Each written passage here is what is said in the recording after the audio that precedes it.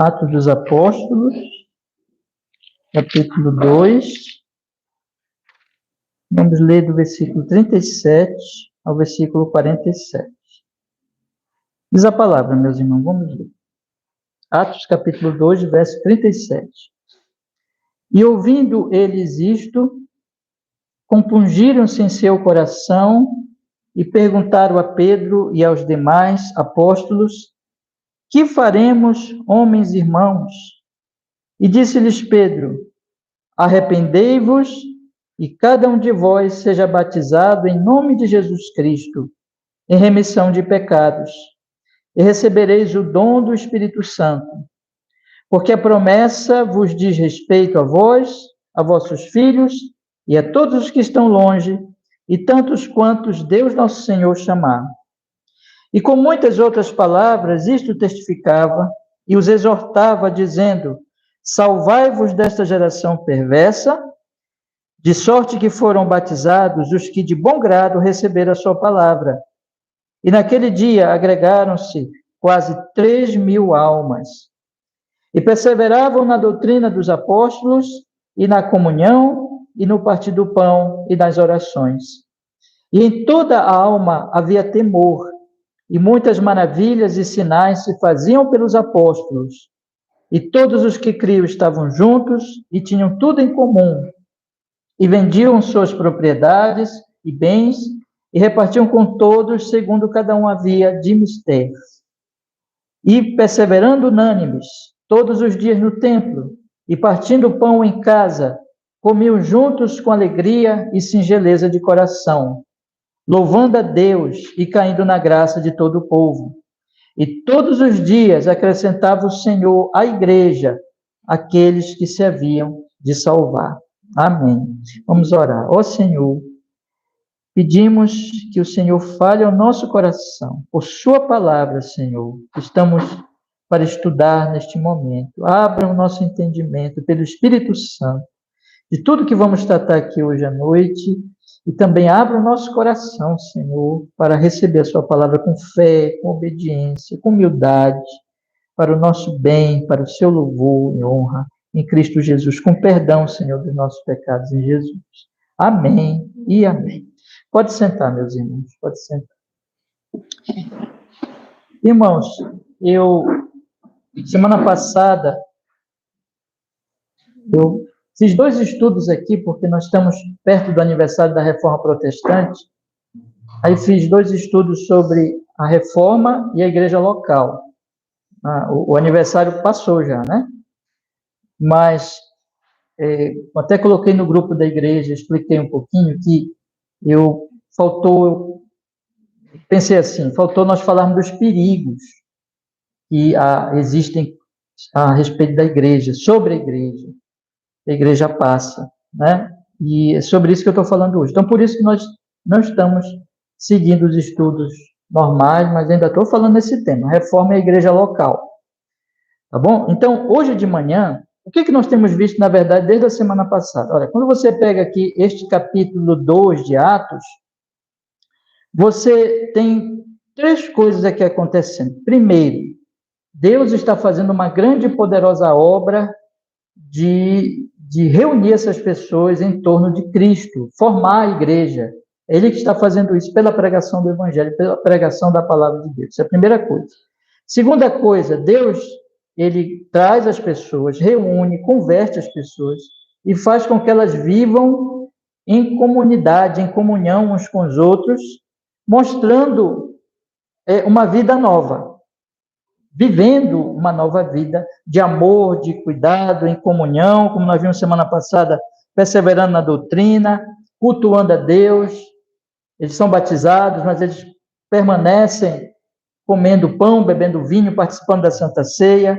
Eles amam uns aos outros, vendem as suas propriedades. Essa é a segunda coisa, é a vida dessas pessoas.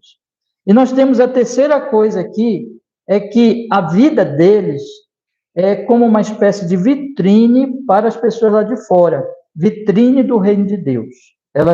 Essa vida nova faz com que as pessoas gostem desse povo, né? Nós temos aqui o versículo 47, o último versículo, que diz assim: louvando a Deus e caindo na graça de todo o povo. E o resultado é que pessoas que estão lá fora vêm para a igreja, são convertidas, o próprio Deus traz. Então, nós temos aqui essas três obras de Deus.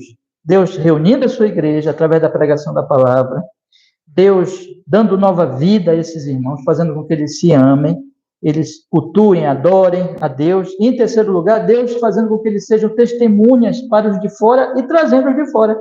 E a igreja vai crescendo. Então, é um quadro maravilhoso. Eu disse para vocês que a reforma do século XVI tem a ver com isso, porque quando tem reforma, que é uma volta ao Evangelho, a Cristo, isso também toca na igreja local, de maneira que é isso que Deus vai fazer. Todo o propósito de Deus é glorificar o seu nome no seu Filho Jesus, na salvação de pecadores. Jesus vai voltar, nós cremos nisso. Nós cremos que esse mundo, nós estamos até estudando o livro de Daniel, já estudamos uma profecia que Daniel interpretou do rei Nabucodonosor, aquela estátua, que existe o reino de Deus, e que esse reino vai destruir os outros reinos, que são os reinos dos homens, e vai se estabelecer. Os outros reinos vão passar, mas o reino de Deus, o reino de Cristo, vai se estabelecer e vai permanecer. Nós cremos nisso. E esse reino um dia vai se tornar visível, ele ainda não é visível. Por quê? O que existe é o Brasil, os Estados Unidos, a União Europeia, todos esses reinos do mundo, mas um dia esses reinos vão passar. E o que vai existir, Jesus vai voltar e vai estabelecer um reino visível. Mas nesse momento, o reino de Deus, ele tem as suas embaixadas. E as suas embaixadas são as igrejas locais. Então, cada igreja, ela por causa disso que eu falei, ela é uma vitrine, ela mostra para o mundo o que é o reino de Deus, que é um reino de amor, que é um reino onde tem culto, onde tem amor a Deus, onde o Espírito Santo está agindo, onde as pessoas amam estar juntas para cultuar, e elas se amam, e elas não têm pobres entre elas, porque elas se ajudam, elas servem umas às outras, elas são generosas, elas apoiam a igreja de Deus, e elas testemunham. Então, no mundo não existe nada disso, nós sabemos. No mundo existe traição, egoísmo,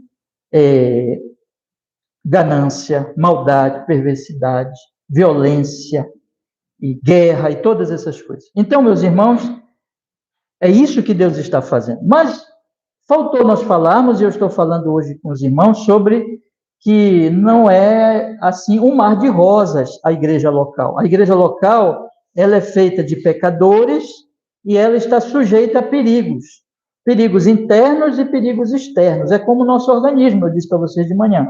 O nosso organismo, ele pode ter uma doença, ele pode ter um problema dele mesmo, e isso prejudicar a nossa saúde. É um perigo interno. Nós sabemos que podemos ter problemas no nosso corpo. Mas existe também, eu estou aqui fazendo com isso uma comparação, os perigos externos do nosso corpo. Quando você atravessa a rua, você olha para os dois lados, porque se um carro te bater, você vai ser gravemente ferido, afetado, e talvez possa morrer. Então, você tem os perigos externos. Não tem somente um problema interno, de uma doença ou de algum problema genético, alguma coisa assim, mas tem os perigos externos, tem um carro que pode bater, tem a violência de assaltantes, tem todas essas coisas, e nós tomamos cuidado. Com a igreja acontece algo semelhante, irmãos. A igreja, ela tem os seus perigos internos, ela tem as suas doenças, mas ela também tem os seus perigos externos, ela é atacada. E hoje de manhã nós vimos aqui no exemplo trágico, muito triste, que Atos dos Apóstolos nos dá, no capítulo 5, que nós estudamos aqui hoje de manhã, meditamos aqui rapidamente, sobre Ananias e Safira, que ali tinha generosidade. Vocês observam aqui o versículo 45, vamos ler aqui o versículo 45, que diz assim: e vendiam as suas propriedades e bens, e repartiam com todos, segundo cada um havia de mistério. Então, nós vimos que o diabo, ele ataca a igreja, e é isso que Pedro vai dizer, quando ele fala com Ananias e Safira, ele diz assim: por que encheu Satanás os vossos corações para mentirem para o Espírito Santo? Está lá no capítulo 5. Então, o diabo, ele ataca internamente e ele ataca externamente a igreja. E quando ele faz isso, através de Ananias e Safira, ele faz com que Ananias e Safira, conforme nós vimos aqui de manhã, eles simulem essa generosidade aqui, esse amor.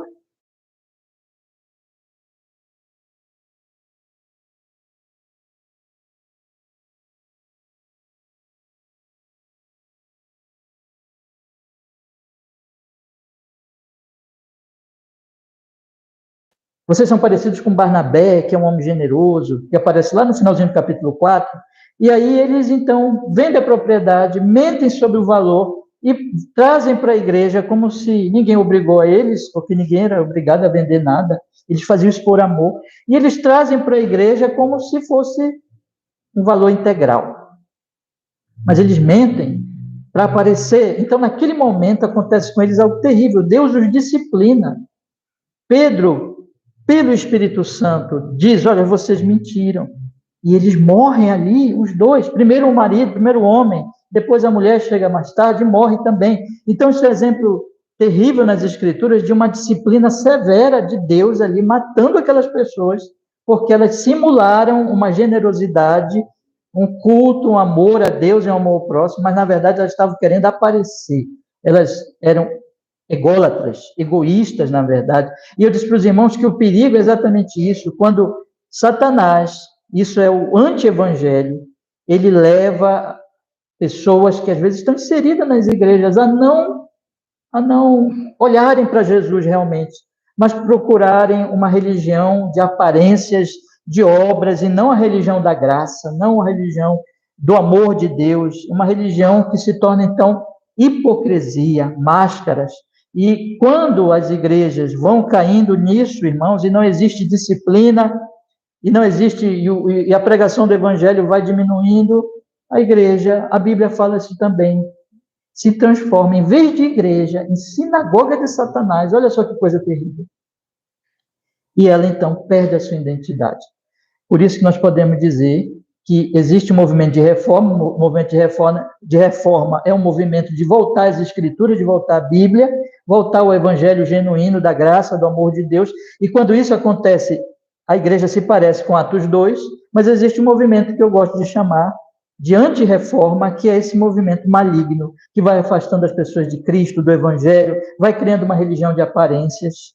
Isso é internamente, irmãos. Então, nós falamos disso aqui hoje de manhã. Agora, à noite, eu quero falar de um outro perigo, que é o perigo externo. Então, vimos em Ananias e Safira um perigo interno, no seio da igreja, o maligno atacando através desse casal. Agora, nós precisamos meditar no perigo externo, naquilo que ocorre externamente. E aí nós vamos olhar para um outro exemplo, um exemplo de um homem muito diferente de Ananias e de Safira, mas um homem piedoso, cheio da graça e do amor de Deus, que é Estevão. Estevão, você sabe quem é, né? Estevão é o primeiro mártir da igreja. É o primeiro que morreu por causa do testemunho dele, da pessoa de Cristo Jesus. Nós já tivemos na história da igreja muitos mártires, muitas pessoas que morreram por causa de Cristo, por causa do testemunho de Jesus Cristo. E Estevão foi o primeiro. Nós vamos observar aqui hoje à noite, irmãos, rapidamente, que a igreja de Cristo Jesus, o maligno ataca a igreja de Cristo Jesus por esse meio interno, mas também através da perseguição, através de pessoas de fora da igreja que se levantam contra a igreja, não internamente, mas são pessoas que estão do lado de fora.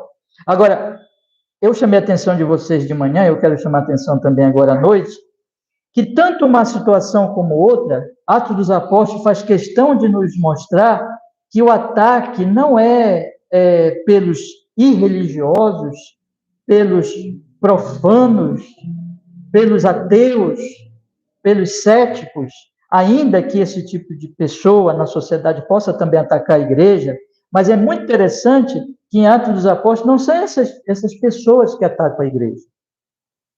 Quem ataca a igreja são os religiosos. Então, internamente, não precisa dizer, Ananias e Safira eram da igreja. Então, eles professavam a fé. Externamente, nós vamos ver que quem ataca a igreja é a autoridade judaica, pessoas do templo, os líderes do templo de Jerusalém, pessoas que tinham poder da religião e deviam defender a verdadeira religião, mas que atacam e matam Estevão.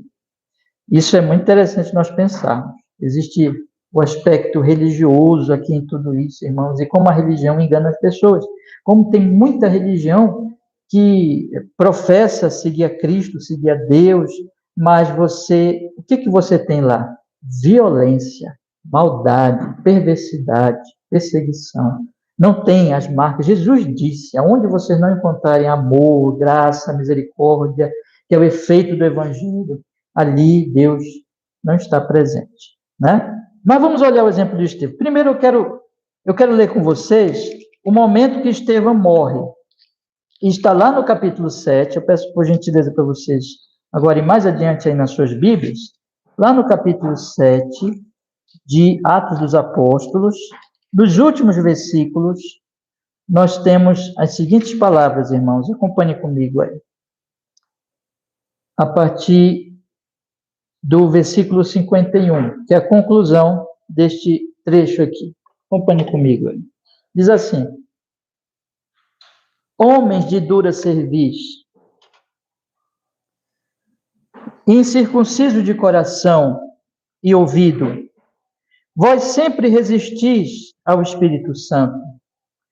Assim vós sois como os vossos pais, ao qual dos profetas não perseguiram vossos pais? Até mataram os que anteriormente anunciaram a vinda do justo, do qual vós agora fostes traidores e homicidas. Vós que recebestes a lei por ordenação dos anjos e não aguardastes. Ouvindo eles isto, enfureciam-se em seus corações e rangiam os dentes contra ele, mas ele, estando cheio do Espírito Santo, fixando os olhos no céu, viu a glória de Deus e Jesus, que estava à direita de Deus, e disse: eis que vejo os céus abertos, e o Filho do Homem que está em pé à mão direita de Deus. Mas eles gritaram com grande voz, taparam os seus ouvidos e arremeteram unânimes contra ele, e expulsando-o da cidade, o apedrejavam. E as testemunhas depuseram as suas capas aos pés de um jovem chamado Saulo, e apedrejaram Estevão, que em invocação dizia: Senhor Jesus, recebe o meu espírito. E pondo-se de joelhos, clamou com grande voz: Senhor, não lhes imputes este pecado. E tendo dito isto, adormeceu. Eu quero chamar a atenção de vocês logo agora para o quadro como que do céu e do inferno em paralelo aqui. Nós temos aqui o inferno e o céu. Os do maligno agindo conforme a sua natureza e conforme o maligno, e um homem do céu agindo conforme Deus, conforme o céu. E nós observamos aqui que enquanto eles que são do maligno estão apedrejando, estão matando o servo de Cristo está olhando para o céu, pedindo que Cristo o receba na glória, e ao mesmo tempo orando pelos seus apedrejadores e pedindo que Deus tenha misericórdia deles. Não é impressionante? Então nós temos aqui a violência do mundo e a violência no seu aspecto, pasmem, né? Religioso, no seu aspecto da religiosidade do mundo, matando, destruindo, perseguindo, cheio de ódio. E nós temos a verdadeira religião, diga-se, né? O verdadeiro cristianismo, em que está olhando para o céu, está olhando para Cristo, está intercedendo pelos homens. Irmãos, é isso que nós temos aqui. E nós devemos, então, já guardar na nossa mente o que está acontecendo. É Deus e o diabo agindo aqui. É a glória divina resplandecente aqui, através do testemunho de Estevão. Ao mesmo tempo, Satanás está agindo. Porque, como eu disse para vocês, o livro de Atos, ele quer deixar claro para nós que existe uma guerra. Quando você chega no Apocalipse, você observa que existe o dragão que está perseguindo a mulher, né? Existe o maligno que persegue a igreja o tempo todo, mas que Cristo Jesus defende a igreja. Então vamos, meus irmãos, pensar agora na natureza desta perseguição. Que é isso que está acontecendo aqui? Uma perseguição externa, vindo de fora contra a igreja de Deus. Vamos pensar na natureza disso. Primeiro nós precisamos lembrar quem é Estevão. Quem é Estevão, meus irmãos? Volte a sua Bíblia para o capítulo 6 de Atos dos Apóstolos, por favor. O que diz no capítulo 6, lá no iniciozinho do capítulo? Diz assim, meus irmãos: ora, naqueles dias, crescendo o número dos discípulos, houve uma murmuração dos gregos contra os hebreus, porque as suas viúvas eram desprezadas do ministério cotidiano.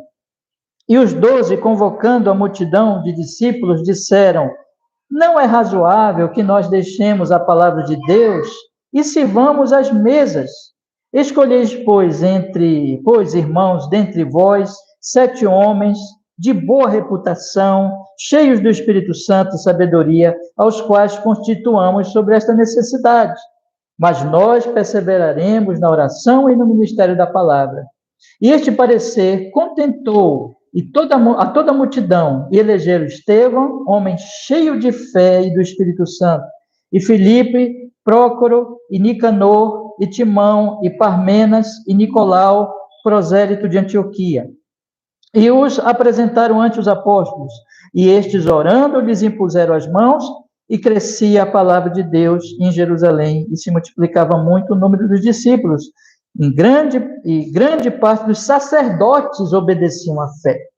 Então, nós temos aqui uma grande e poderosa obra do Espírito Santo, meus queridos irmãos. O que está acontecendo? Está calor, irmão? Tá? Não vai esfriar agora, hein? Bora lá. Ainda estou aprendendo a mexer aqui, viu, irmão? Bora ver.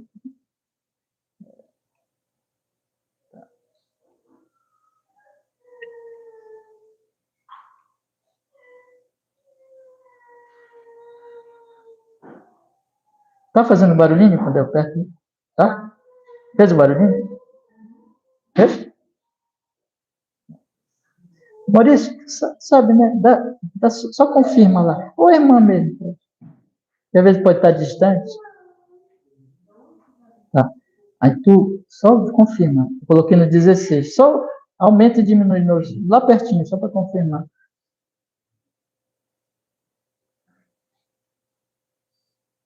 Tá, põe no 16 agora. Isso. Não, é no 16. Estava no 20 já.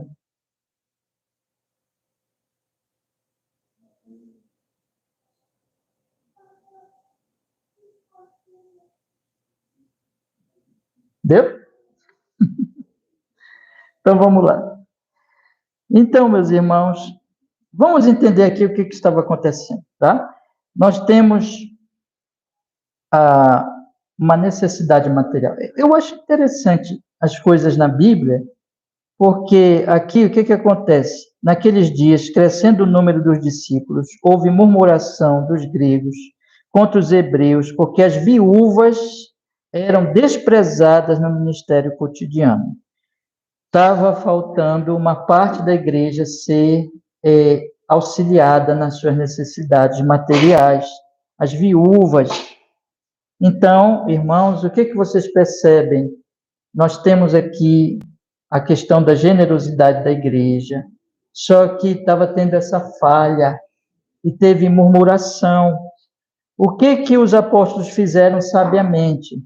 Eles estavam ficando sobrecarregados, eles não podiam fazer tudo. Então, o que eles fizeram? Isso aparece, é um princípio bíblico também, que aparece lá no Antigo Testamento com Moisés, o conselho que o sogro deu para ele, né? Moisés estava ficando sobrecarregado, então aqui também. Os apóstolos tinham um grande trabalho com a igreja, com a parte de pregação, de ensino, de cuidado das ovelhas, então eles não podiam fazer tudo. Então, o que eles fazem aqui? Olha, eles dizem no versículo 2, não é razoável que nós deixemos a palavra e sirvamos as mesas. Então, escolham, ele passa para a igreja, porque existe o princípio aqui que os apóstolos não eram ditadores, não eram donos da igreja. Eles passavam para os irmãos essas decisões. Escolham homens que tenham essas características.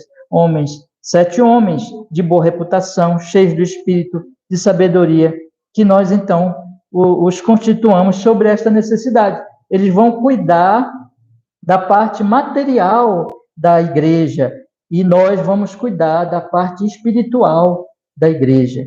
Então, nós temos aqui, meus irmãos, essa situação. Então, eles escolhem homens que têm que ser assim, boa reputação, cheios do espírito e de sabedoria. E o que ocorre, então? Eles escolhem 7, todos homens com essas características. Mas aqui o texto já faz questão de destacar Estevão, dizendo, Estevão, versículo 5, homem cheio de fé e do Espírito Santo. Então, qual era o trabalho de Estevão? O que Estevão foi? A que cargo, vamos colocar assim, Estevão foi constituído? O cargo do diaconato. Estevão era um diácono. Então, o diácono era aquele que iria servir as mesas, iria cuidar dessa parte material, né? E aí ele é constituído, só que um diácono não fazia só isso, irmãos. Um diácono também, ele era um pregador, ele também era um ministro da palavra, né? Não era exatamente um pastor, mas também aparece aqui como alguém que poderia pregar, anunciar o evangelho, e era isso que ele fazia. O versículo 8 diz que ele Estevão, cheio de fé e de poder, fazia prodígios e grandes sinais entre o povo. Então, ele era usado por Deus também lá fora na igreja. E levantaram-se alguns que eram da sinagoga chamado, eu estou lendo agora o versículo 9, tá? Peço para vocês acompanharem comigo. Diz assim, levantaram-se alguns que eram da sinagoga chamada de libertinos, e dos sirineus, e dos alexandrinos, e dos que eram da Cilícia e da Ásia, e disputavam com Estevão. E não podiam resistir à sabedoria e ao espírito com que falava. Então, pessoas da religião, irmão, judaica, da sinagoga, que era, vamos dizer assim, o centro cultural judaico, que era muito envolvida com a religião, com o judaísmo, com o Antigo Testamento, com a interpretação do Antigo Testamento, com os debates sobre a lei. E essas pessoas, então, disputavam, debatiam com Estevão, mas não podiam resistir a ele por causa da sabedoria, do espírito com que falava. E aí, meus irmãos, o que é que nós temos visto aqui? Que Estevão, ele anunciava a palavra de Deus, ele era um intérprete correto do Antigo Testamento, e aqueles falsos intérpretes que dominavam a religião ficaram incomodados com isso. E então, primeiro, tentaram derrubar Estevão no debate, mostrar como fazia no tempo de Cristo, que chegava perto de Jesus e ficava o tempo todo querendo achar alguma falta nas palavras de Jesus, mas não conseguiam. Então, primeiro, uma tentativa no argumento, no pensamento, na lógica, vamos colocar assim, né? Na questão mais intelectual, do ensino, eles não conseguiam. Então, primeira tentativa deles. Segunda tentativa está no versículo 12, acompanhe comigo. Excitaram o povo, os anciãos e os escribas, investindo contra eles, o arrebataram, levaram ao conselho. Eu pulei aqui, me perdoe, irmãos. Vamos ler versículo 11, na verdade, que diz assim: então subornaram os homens para que dissessem: ouvimos-lhe proferir palavras blasfemas contra Moisés e contra Deus. Então, versículo 12: excitaram o povo, os anciãos, os escribas, investindo contra eles, o arrebataram e levaram ao conselho. Vamos aproveitar logo o versículo 13. E apresentaram falsas testemunhas que diziam: este homem não cessa de proferir palavras contra este santo lugar e a lei, porque nós, veja a acusação no versículo 14, porque nós lhes ouvimos dizer que esse Jesus Nazareno há de destruir este lugar e mudar os costumes que Moisés nos deu. Então, todos os que estavam assentados no conselho, fixando os olhos, viram seu rosto como o rosto de anjos. Bom, então o que eu quero mostrar aqui para vocês? Veja, observe o quadro. Estevão anunciava o evangelho. Esse evangelho começou a contrariar a religião estabelecida. Então, esses homens começaram a atacar Estevão, primeiro no argumento, primeiro tentando mostrar que ele não tinha razão na sua pregação. Não conseguiram. Segundo, o que eles fizeram? Eles subornaram homens para mentir. Eles pagaram, subornaram para que dissessem mentiras sobre Estevão. E que tipo de mentira é essa? Nós observamos no versículo 12 que eles excitaram o povo, os anciãos, os escribas, então arrebataram e levaram ao conselho. Eles usaram, então, o poder das autoridades, incitaram as autoridades e conseguiram levar Estevão a julgamento. Nós temos, então, aqui 3 coisas. Vamos pensar aqui. Nós temos a tentativa de ataque, primeiro, na área do discurso. Segundo, a tentativa de ataque agora no suborno, através de suborno, e inventando mentiras. Terceiro, meus irmãos, temos aqui a terceiro lugar, que eles agora incitam as autoridades para que Estevão seja julgado. Por que eles fazem isso? Qual é o interesse deles em fazer isso? Por que eles se levantam dessa maneira contra Estevão? Por causa, o texto deixa bem claro aqui, pelas palavras deles mesmos, por causa de Jesus Cristo.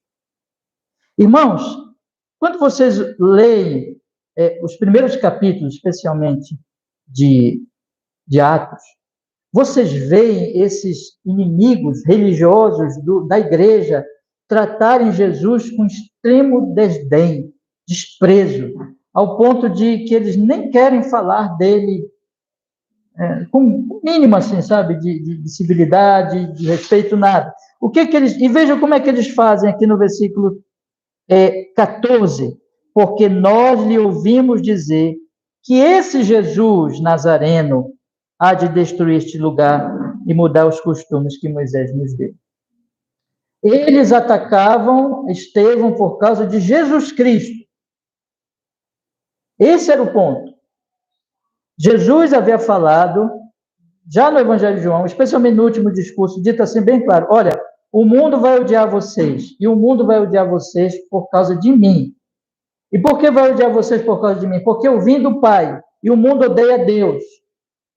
Então, Jesus Cristo, quando Jesus Cristo é pregado de forma genuína, de forma bíblica, conforme realmente ele é, a revelação dele, vocês podem ter certeza, meus irmãos, o mundo vai odiar. O mundo não vai receber, o mundo não vai aplaudir. Por quê, meus irmãos? Porque Jesus Cristo disse: a luz veio ao mundo, e os homens amaram mais o quê? As trevas. É por isso, quando Jesus é pregado, o verdadeiro evangelho anunciado, a luz brilha, e a luz, ela faz isso aqui, né? A luz, ela faz isso, ela faz nós vermos as coisas, percebermos os perigos, percebermos os defeitos, e os nossos próprios defeitos, e as pessoas não querem fazer isso. As pessoas querem ir para as trevas, porque nas trevas elas não percebem os seus pecados, a sua religião hipócrita, a sua religião de Ananias e Safira. Deixa eu falar uma coisa para vocês aqui, irmãos. Hoje de manhã eu só citei, mas eu não dei uma ênfase muito grande, e eu quero agora falar para vocês. Ananias e Safira, eles pecaram juntos. Pecaram juntos. Mas alguém teve a ideia, não teve? Alguém teve a ideia, vamos fazer isso. E o outro concordou. Não sabemos se foi Ananias, se foi Safira. Mas o que acontece é que uma ideia pecaminosa agrada ao pecador. A religião de Ananias e Safira é uma religião egoísta, que agrada os egoístas. Orgulhosa, que agrada os orgulhosos. Ególatra, que agrada os idólatras e os ególatras. Então, a religião que não denuncia o pecado e que não mostra a necessidade de Jesus Cristo, o Redentor, é uma religião agradável, é uma religião que encobre a perversidade e cria um monte de hipócritas, um monte de Ananias e Safira, um monte de gente que simula religiosidade, simula temor a Deus. E é isso que estava acontecendo aqui, na sociedade judaica e na religião judaica. Então, quando chega um Estevão e começa a denunciar, e começa a mostrar a Cristo e a necessidade, e mostra o pecado e a necessidade do Redentor, é claro que essa religiosidade ela vai se voltar contra, ela vai odiar. E observemos aqui no versículo 14 que diz: pois nós lhe ouvimos dizer que esse Jesus Nazareno há de destruir este lugar. Que lugar é esse? O templo, o templo. E mudar os costumes que Moisés nos deu. Aqui que está a questão. O templo, Moisés e Jesus Cristo. Eu não vou fazer isso agora, mas vocês podem ler o discurso de Estevão no capítulo 7. Ele vai fazer um discurso e vai mostrar a história bíblica desde Abraão até, irmãos, Davi, e vai concluir dizendo assim: Deus não habita em templos feitos por mãos dos homens. Deus não habita em templo feito por mãos dos homens. A religião do Antigo Testamento era uma religião da infância, irmãos. É como você fala com uma criança. Você não chega com uma criancinha e ensina para ela matemática complexa ou argumentos filosóficos complexos. Você ensina o ABC. Você começa a falar das coisas simples. Aí depois você vai ensinando, evoluindo, mostrando coisas mais complicadas. E é assim que Deus fez. Deus, no Antigo Testamento, ele tratou com as pessoas como no momento ainda da infância da revelação. Ele foi mostrando aos poucos. E no Antigo Testamento, o que você tem? No Antigo Testamento você tem um culto, irmãos, que tinha os animais, que tinha o sacerdote, que tinha o tabernáculo, que tinha a tribo de Levi, e que depois no tempo de Davi, já depois de Davi, no tempo de Salomão, que tinha o templo. E tudo isso era a infância. Tudo isso era Deus mostrando que viria o sacerdote Jesus, que seria derramado sangue, mas não sangue de animais, mas o sangue do próprio filho dele. Que haveria um tabernáculo, um templo, mas não era um tabernáculo físico, mas é aquilo que o próprio Jesus falou no capítulo 4, quando ele disse para a mulher samaritana, você lembra?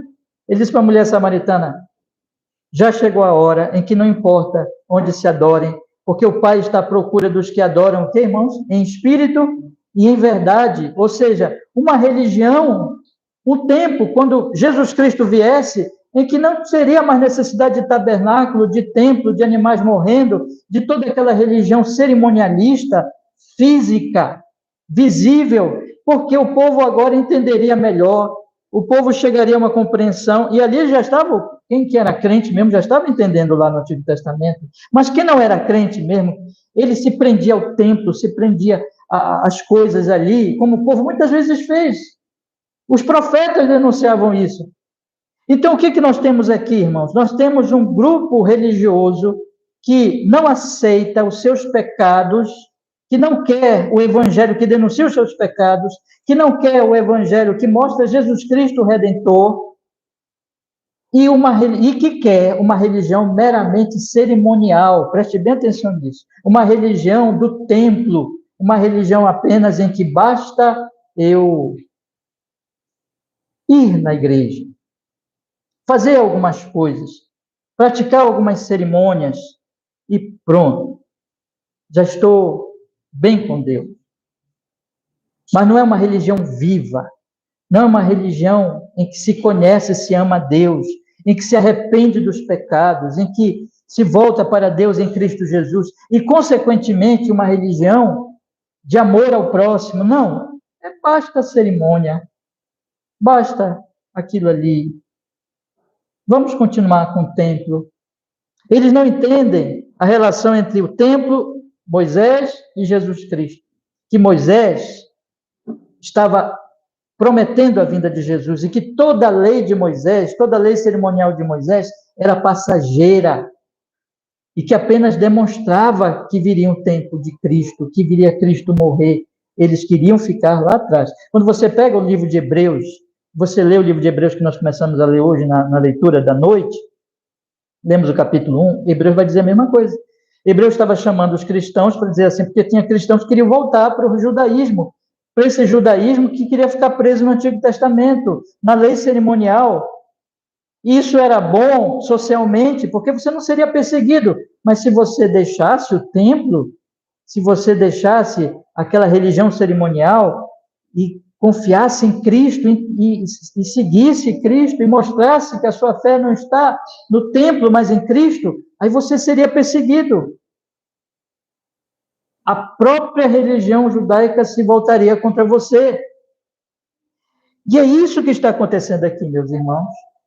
Hebreus, o escritor dos Hebreus diz assim, cuidado para que vocês não voltem, para que vocês não deixem Cristo. Voltem para uns tempos que já se foram, que era apenas provisório, para uma aliança antiga, que era provisória, e deixem a glória da nova aliança, do tempo de Cristo. Então, é isso que existe no mundo. Então, deixa eu colocar uma coisa para vocês aqui, meus queridos irmãos. O que existe no mundo? Olha, todas as pessoas deste mundo, elas estão em busca de duas coisas. Duas coisas. Primeiro, vou colocar assim em linhas gerais, que isso envolve tanto gente religiosa, como gente, e aqui eu já disse para vocês, né? A igreja muitas vezes é atacada mais por gente da religião do que de fora. Mas, agora eu quero falar para vocês o seguinte, tanto gente religiosa, como gente que se declara ateia, cética, ou sem religião nenhuma, as pessoas que estão fora, elas querem duas coisas só. Elas querem que os seus pecados sejam deixados em paz. É isso que o mundo quer. Primeiro, eles querem assim, então. Deixem-nos pecar em paz. Deixem-nos viver a nossa vida de rebeldia a Deus, de pecado, vivendo tranquilamente, como se isso não fosse nada demais. Não nos denunciem, não denunciem os nossos pecados. Todas as pessoas, sejam religiosas, sejam sem religião, todas as pessoas, o que no final das contas elas estão buscando é, preste bem atenção nisso, paz no pecado.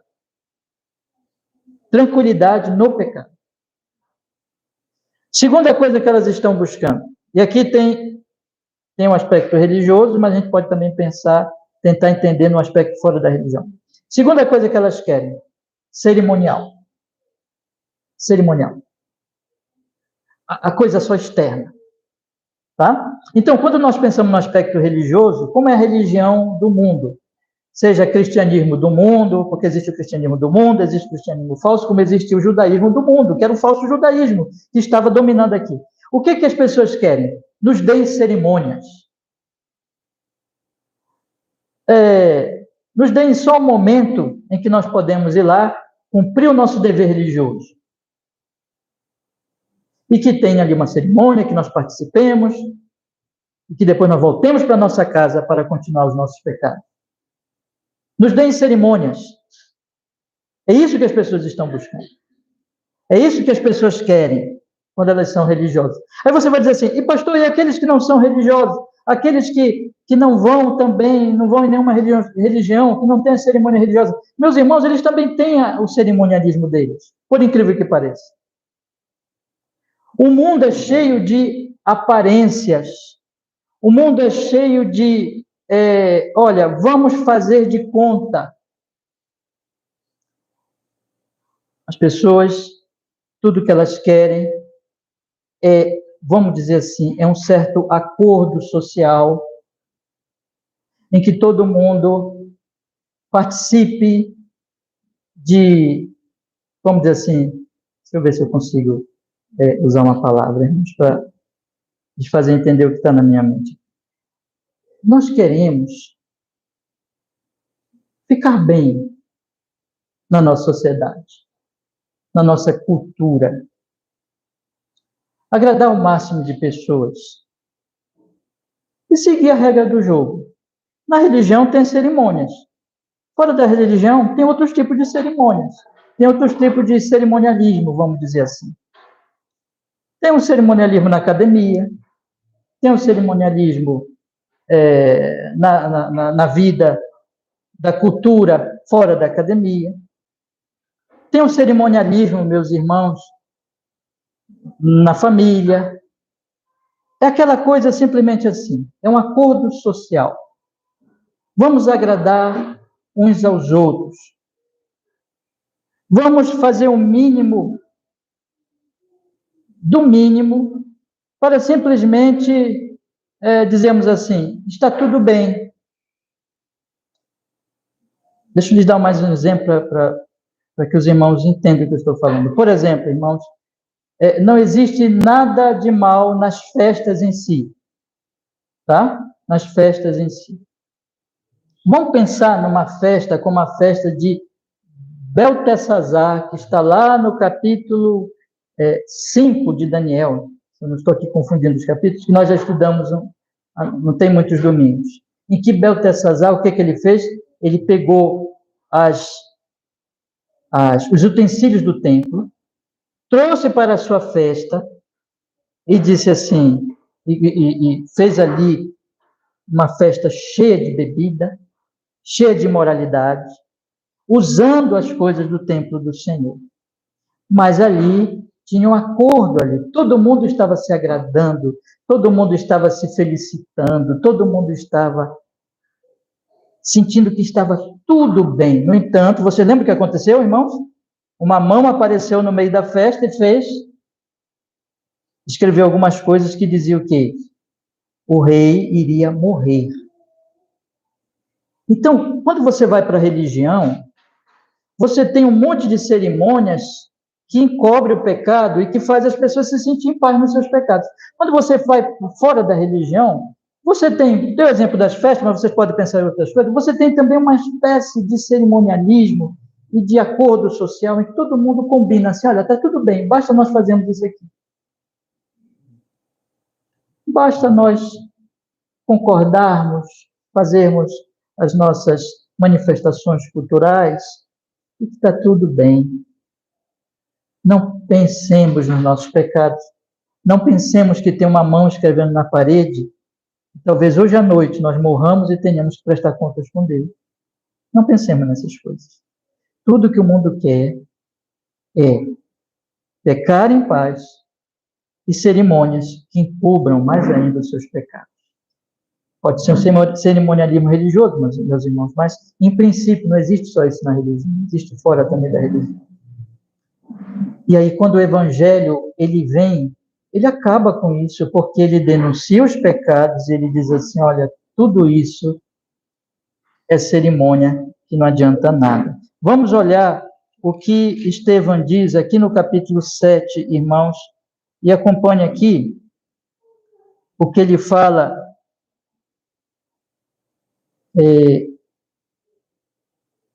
no versículo 46, que diz assim, que achou graça diante de Deus e pediu que pudesse achar tabernáculo para o Deus de Jacó. Mas olha o que ele fala no versículo 48. Mas o Altíssimo não habita em templos feitos por mãos de homens, como diz o profeta. O céu é o meu trono e a terra o estrado dos meus pés. Que casa me edificareis, diz o Senhor, ou qual é o lugar do meu repouso? Porventura não fez a minha mão todas estas coisas? O que Estevão está denunciando é isso. Ele está dizendo assim para os judeus perseguidores, está dizendo assim, vocês não percebem, vocês não entendem que toda a história do nosso povo, que a história da revelação de Deus está apontando que o templo vai cair? Que o templo é provisório? Que toda essa cerimônia aqui que vocês fazem no templo, ela é provisória porque Deus não habita em templos. A religião, o cristianismo, ele mostra, meus irmãos, que não é cerimônia, mas é a vida de Deus na alma. É o Espírito Santo habitando no coração e transformando o coração.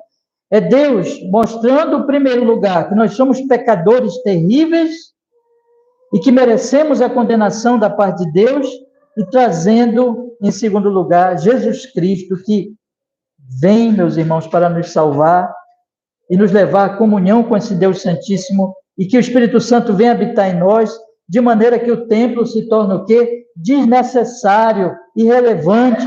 É isso que Estevão está anunciando, e é isso que eles estão incomodados.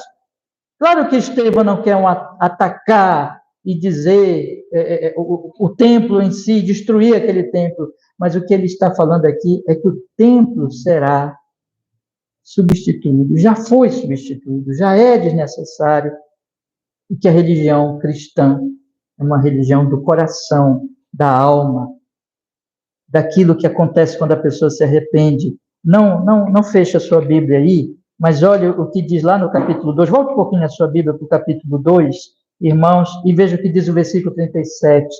Capítulo 2, versículo 37, que diz assim: E ouvindo eles isto, compungiram-se em seu coração e perguntaram a Pedro e aos demais irmãos: Que faremos, homens e irmãos? E disse-lhe Pedro: Arrependei-vos e cada um de vós seja batizado em nome de Jesus Cristo, em remissão de pecados, e recebereis o dom do Espírito Santo. Onde é que eles foram compungidos?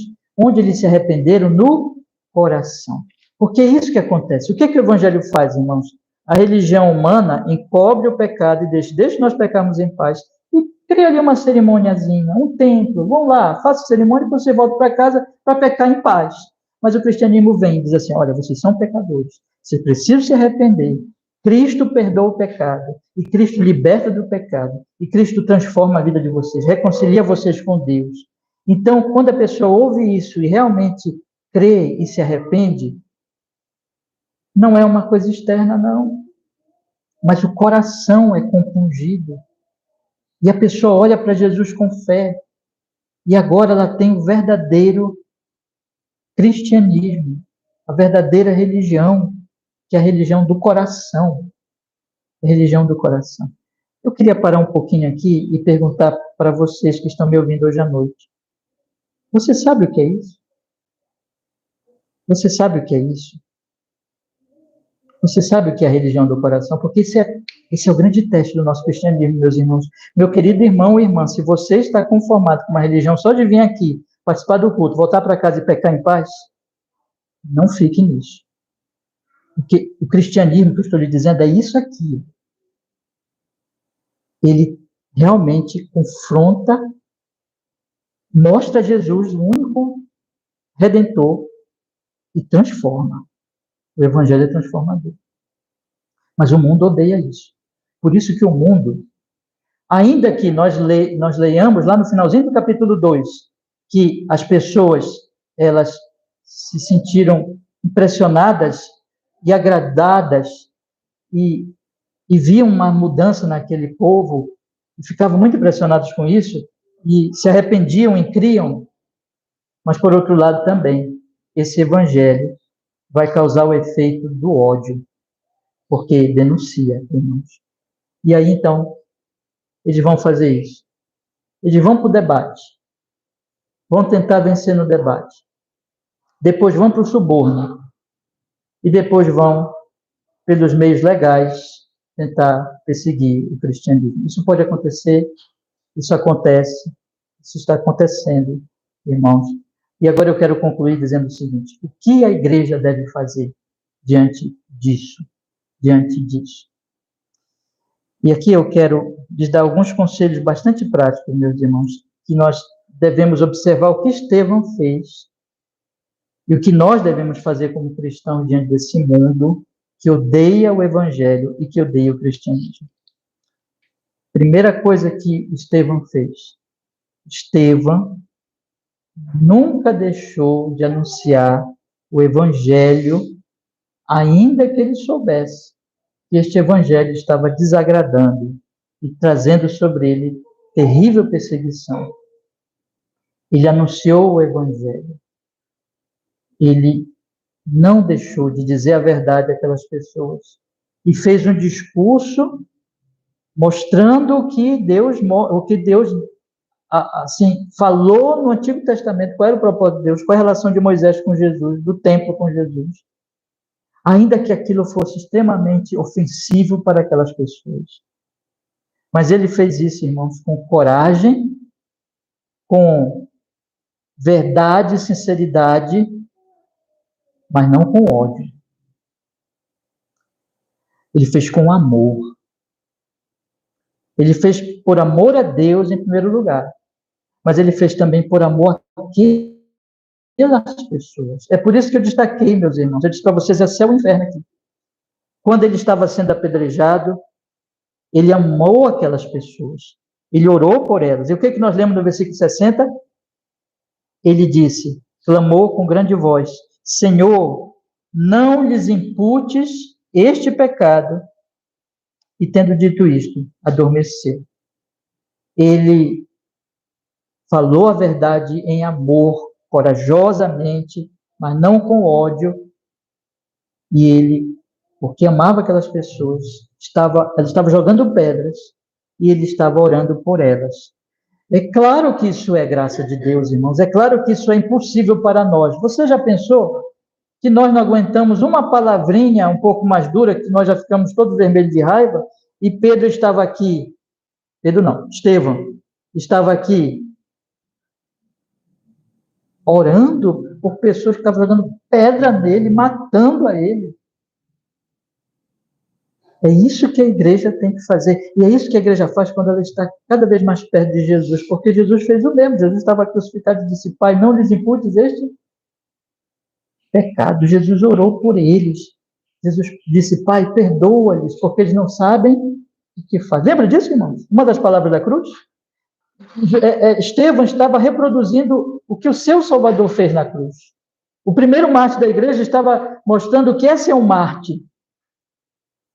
É amar tanto Jesus, que é igual a Jesus, que passa a falar igual a Jesus. É a graça de Deus, irmãos. Então, nós temos aqui a ação de Satanás, enchendo esses homens de ódio, porque eles não gostam de ouvir a verdade, e fazendo com que eles matem e apedrejem. Mas nós temos aqui um pregador fiel, um corajoso anunciador do Evangelho, que ama os seus perseguidores e que ora por eles. E que o próprio Jesus fez isso, e o próprio Jesus disse, orem pelos que vos perseguem e maltratam, não odeiem, amem essas pessoas. É isso que a igreja tem que fazer hoje. A igreja, a verdadeira igreja de Jesus, deixa eu lhes falar, irmãos, quando vocês veem pessoas ditas cristãs que estão indo para o debate público com ódio, o mesmo ódio que eles recebem dos de fora, devolvendo ódio por ódio e mostrando que no final das contas querem o mal dos seus opositores, deixa eu lhes falar, isso não é cristianismo, isso não é evangelização, isso não é defesa da fé, isso é deturpação, isso é mais do que já existe. Essa religião hipócrita, cheia de ódio. O que nós temos aqui, irmãos, é que a igreja de Jesus Cristo, pela graça de Deus, ela deve proclamar o evangelho com amor e quero finalizar dizendo ainda duas coisas aqui, meus irmãos, com oração. E esta oração significa que Estevão sabia que é graça de Deus. Eu queria que vocês pensassem agora, e aqui eu estou encerrando essa série de 4 mensagens sobre a reforma e a igreja local. Uma coisa que eu procurei enfatizar e que nós encontramos claramente no livro de Atos é que a igreja é um milagre. A igreja é uma obra do Espírito Santo, é um milagre de Deus. E é maravilhoso, irmãos, como Lucas organiza a história. E Lucas diz assim, tem um homem orando, tem homens apedrejando, o homem que está orando pelos que estão apedrejando, mas não tem só os que estão apedrejando, nem os que estão orando. Tem um outro homem aqui, do versículo 58. Vamos ler? Expulsando da cidade o apedrejavam. E as testemunhas depuseram as suas capas aos pés de um jovem, muito dedicado, muito religioso, e que, por causa da sua religião, também estava odiando Estevão, e estava dizendo, é isso mesmo, deixa aqui que eu cuido das roupas de vocês, porque tinham que ficar livres ali para jogar pedra mais facilmente, sabe, irmão? Então, eles deixaram essas suas roupas, as suas capas, aos pés desse jovem que disse, pode deixar aqui, eu tomo conta para vocês, vão lá, matem esse herege, matem esse seguidor de Jesus Cristo. Quem era ele? Um fariseu muito severo, muito radical, chamado Saulo de Tarso. Estava lá Estevão, sendo apedrejado, e dizendo, ó Senhor, não lhes imputes este pecado. Em outras palavras, salva estes homens, abre o coração deles, faz com que eles vejam a imundície de sua religiosidade, cheia de ódio contra ti e contra os outros. Converta-os a seu Filho Jesus Cristo. E Deus ouviu a oração dele, irmãos, porque Deus converteu Saulo e fez dele o que, irmãos? O apóstolo dos gentios. Escreveu uma carta aos Romanos, que escreveu a maioria das cartas do Novo Testamento, que tanto fala conosco hoje, porque eu que é isso, e ele mesmo disse, eu que sou o pior dos pecadores, a graça, a misericórdia chegou a mim, para que eu seja exemplo para os demais, para mostrar o seguinte, que tudo é pela graça de Deus. Então, o que o texto está nos convidando, meus irmãos? O texto está nos convidando, como eu falei para vocês do perigo de Ananias e Safira, e eu disse para vocês que Deus é que protegeu a igreja ali desse perigo, e eu disse para vocês, então, de manhã eu disse para vocês, então o que nós temos que fazer, meus irmãos? Nós temos que orar. E eu quero dizer a mesma coisa. Nós, a igreja de Jesus Cristo, está em risco. Risco interno, risco externo, risco interno da simulação, risco externo da perseguição. Mas a Bíblia está sempre dizendo, orem. Orem e proclamem o Evangelho com amor. Façam isso. Não odeiem ninguém. Não briguem com ninguém. Não entrem em disputas de ódio. Não entrem em debates cheios de ódio. Esse não é o papel de vocês. Anunciem o Evangelho com amor, orando pelos perseguidores. Se vocês tiverem que morrer por isso, morram em adoração a Deus, como Estevão morreu. Anunciando o Evangelho e orando ao Pai para que converta seus perseguidores, cheios de amor a Deus, cheios de amor aos perseguidores. Eu pergunto a vocês, isso é do homem? Isso é do homem, meus irmãos? Não, isso é o quê? Graça de Deus. Que Deus faça isso entre nós. Que Deus faça isso aqui na nossa igreja, na nossa pequena, humilde igreja. Que Deus faça isso nas igrejas de hoje. Está faltando Estevãos hoje, irmãos. Que eu e você, nós possamos orar e dizer, ó Senhor, que o meu cristianismo seja vivo, não seja uma coisa arrastada, cerimonialista, só de vir para a igreja, porque eu tenho que ir, mas algo vivo, algo que eu estou vivendo porque eu te conheço, porque eu te amo, porque eu desejo te agradar, de maneira que eu passo a amar a todos, até os perseguidores, e orar por eles. Um testemunho assim tem que produzir um Saulo, tem que produzir conversões, e é isso que Deus faz para a sua glória, e que Ele faça isso entre nós, meus irmãos, e nas igrejas de hoje. Amém? Vamos orar? Vamos pedir agora, neste momento, que Ele opere na nossa vida. E se você aqui sente que o seu cristianismo é só cerimonialista, ajoelhe-se, não precisa se ajoelhar fisicamente, mas mentalmente no coração diante de Deus e diga, Senhor, transforma a minha vida, eu não quero ter uma religião cerimonialista. Se eu não sou um crente de verdade, eu quero que o Senhor mude a minha vida nessa noite, pelo poder do seu Espírito, da sua graça. Fale com Deus, meus irmãos. Vamos orar. Senhor, nosso Deus, nós estamos aqui tendo ouvido e meditado na sua palavra santíssima, poderosa. Oramos e pedimos, Senhor, conceda-nos a sua graça hoje à noite. Conceda-nos, Senhor Deus, que pelo Espírito Santo nós venhamos, ó Deus Todo-Poderoso, não seguir uma religião cerimonialista, falsa, simulada, dissimulada, hipócrita, mas que todos aqui nesse lugar, Senhor, nós oramos, a graça poderosa realmente transforme o coração, mostre os pecados, traga arrependimento, leve a Cristo Jesus como único Salvador, como único Redentor, e produza, Senhor, um cristianismo vivo, um cristianismo de Estevão, um cristianismo de Paulo, um cristianismo, Senhor Deus, que ame a Ti, seja grato a Ti por tanta maravilhosa graça em Cristo, e ame os seus irmãos, sirvam os seus irmãos, e ame os de fora, mesmo os perseguidores. Ó Senhor, faz isso entre nós, de maneira que nós nos pareçamos cada vez mais com Estevão, Senhor. E opera também, Senhor nosso Deus, nós te suplicamos, na igreja desta geração, onde nós vemos tanta abominação, vergonha daqueles que se professam cristãos, para que sejam genuinamente convertidos, se não são ainda, Senhor. E o Senhor opere esta religião, este cristianismo de Estevão nos corações, para que as pessoas possam, então, arrependidas, Senhor, crendo em Cristo, testemunhar como Ele testemunhou, e estar dispostos a ir até a morte por causa de Jesus. Faz isso, Senhor, que nós não nos amedrontemos diante do mundo e das suas perseguições, mas que nós, pela fé em Ti, sejamos corajosos, em amor a Ti e amor às pessoas, anunciamos o Evangelho com oração. Faz isso entre nós, em nome de Jesus. Louvado, engrandecido seja o Seu santo e maravilhoso nome, Senhor Deus Todo-Poderoso, em Cristo Jesus, e no poder do Seu Espírito, na nossa vida seja assim, hoje e sempre, em Cristo. Amém e amém. Deus nos abençoe, meus queridos.